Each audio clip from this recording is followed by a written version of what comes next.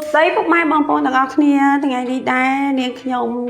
ចង់បាត់បង្ហាញធ្វើឆាតសក់ជាមួយនឹងសាច់ជ្រូកដើម្បីញ៉ាំបាយថ្ងៃត្រង់នៅសិប្បកម្មរារីចាហើយនឹងគ្រឿងផ្សំជាមួយផលិតផលរារីនាងខ្ញុំចា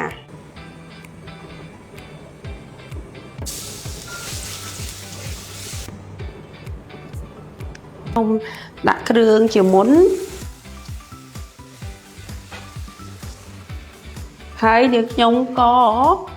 មិនភ្លេចនៅផលិតផលខ្លួនឯងដែរពុកម៉ែបងប្អូនគឺទឹកប្រេងខ្យងរបស់សិប្បកម្មរារីនាងខ្ញុំចាដើម្បីបន្ថែមភាពឈ្ងុយឆ្ងាញ់រសជាតិនិយាយទៅចង់ឲ្យពុកម៉ែបងប្អូនសាកហើយនឹងជួយឲ្យច្បល់នឹងមតិផងដែរនេះផលិតផលទឹកប្រេងខ្យងនេះគឺទៅតែចេញនៅក្នុងខែនេះឯងចាហើយទន្ទឹមនឹងដែរនាងខ្ញុំសូមថែមទឹកសៀងចា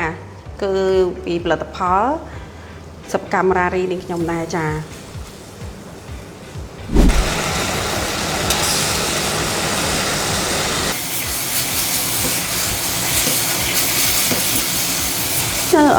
សាច់បានឆ្អិនរួចរាល់ហើយឥឡូវខ្ញុំដាក់សសក់ចូលហើយចំពោះសសក់នេះដែរគឺខ្ញុំដាំខ្លួនឯងចា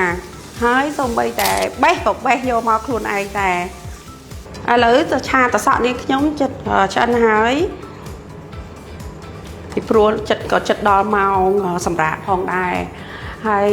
ទន្ទឹមនឹងនេះនាងខ្ញុំសូមថ្លែងអំណរគុណដល់ពុកម៉ែបងប្អូនទាំងអស់ដែលបានជួយគាំទ្រនឹងផលិតផលសិប្បកម្មរារីនាងខ្ញុំហើយនាងខ្ញុំសង្ឃឹមថាពុកម៉ែបងប្អូនទាំងអស់គ្នានឹងបន្តគាំទ្រផលិតផលសិប្បកម្មរារីដែលជាកូនខ្មែរពិតច្នៃប្រឌិតឡើងខ្ញុំផ្ទាល់តែម្ដងចានាងខ្ញុំសូមអរគុណច្រើន